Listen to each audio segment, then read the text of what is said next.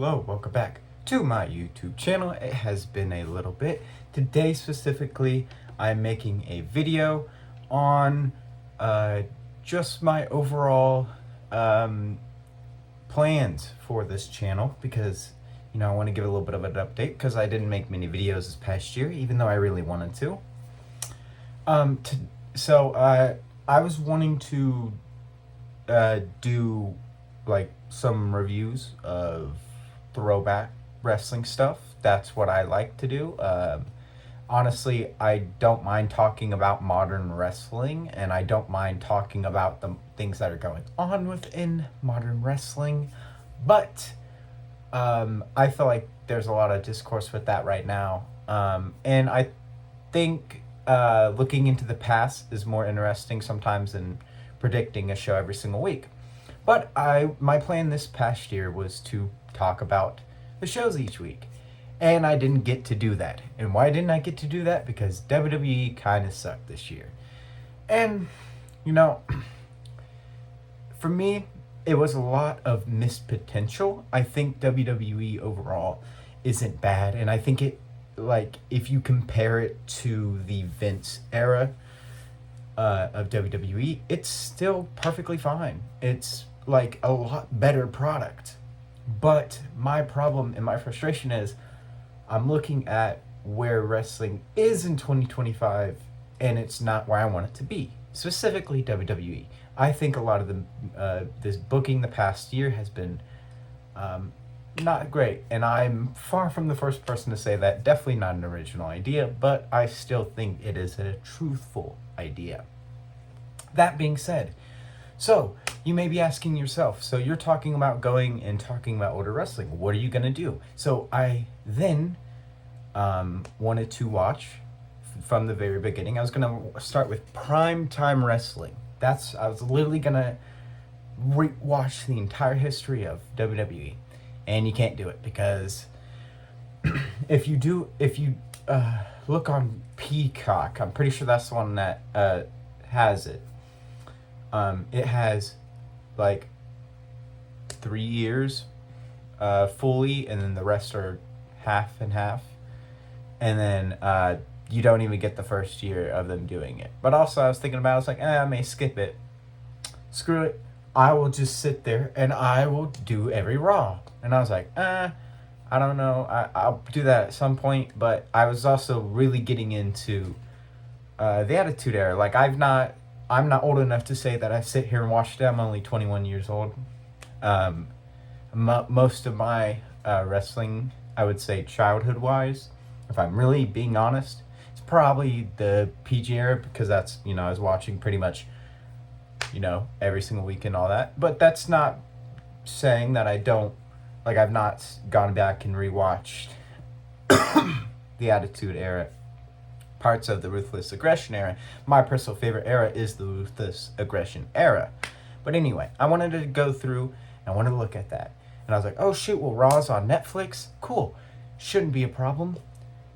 And legitimately, if you want to watch it or anything wrestling related on Netflix, if you use a VPN, if you're in America like me, or if you're from Canada or the UK, they don't have every single year. They don't have it all. They will have and my thing is like, yeah, fair, remove some episodes. Don't have every single episode. That's fine. But you don't have you have 13 episodes for 1999. The 2000s and 2001, when people would argue that that's when creative was at its peak. But I will say, they do have 2022 to modern, so that's not too bad. But it still is like 2022. That's only 3 years ago. I want to kind of go back and rewatch something else. But no, couldn't do that. So then I was like, okay, I'll watch every ECW. And then I didn't end up sticking to it with that. I haven't had the time. Well, no, it's not that I haven't had the time. I just haven't sat down and actually watched it. But I was wanting to, I was recently this past year, I was watching AEW pay-per-views, but I was specifically watching the back catalog of them within the past, like, I would say 2 months, 2 to 3 months. I've been doing that, and I would say, like, I am a fan of AEW, but a very, very, very casual fan. Like, I I pretty much have been paying low key attention to it since the inception of AEW, but I'm not like, I don't know everything that's going on within it. I'll watch clips. I follow them on Instagram, subscribe to them on YouTube, all that stuff. Anyway, I was sitting there and I got HBO and I was like, man, how do I get the most of this? Started rewatching AEW pay-per-views, was having a really, really good time. And with all the things that have been going on, I've been feeling myself leaning more towards wanting to watch AEW.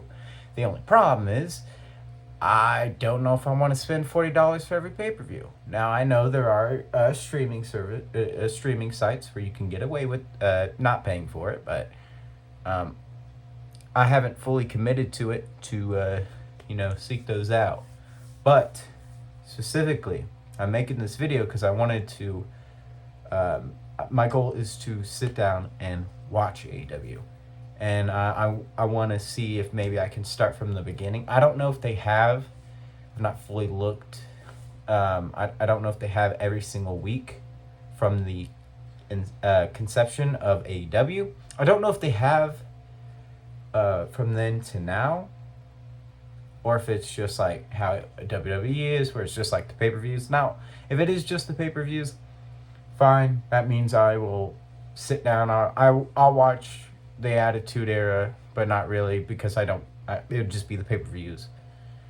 But that means I'll also sit down and do that with AEW. Also, in the WWE department, the one thing I've paid the most attention to this year has been NXT, because NXT low-key has always been the best thing about WWE. And if you don't agree with me, sorry to say you're wrong. Just because you have, like, going back, Sami Zayn, 2014, and then you have, like, Kevin Owens. Then within that, you have Finn Balor, Samoa Joe, Shinsuke Nakamura. Their title reigns, like, even if they weren't necessarily the best, it's still like, that is a fun time to remember. It's always been there. It's always been solid. But I have been hearing people say, like, AEW, like, is the best show. Some people have argued it's probably the best wrestling show created ever, and I was like, that's kind of wild. I have, like, seen stuff of it. I have, like, characters I like. So I'll specifically talk about this year. My 5 favorites are, I like Kyle Fletcher, I like Anthony Bowens, I like MJF, I like Darby Allin, and then I like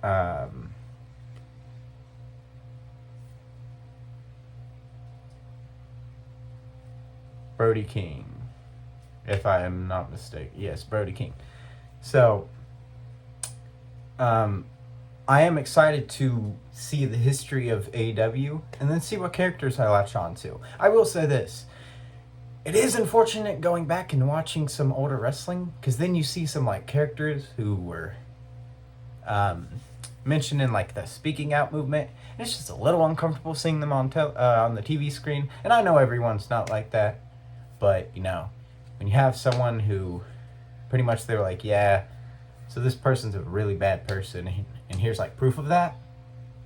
It's kind of, like, awkward seeing them on the TV screen sometimes, but, it's all right.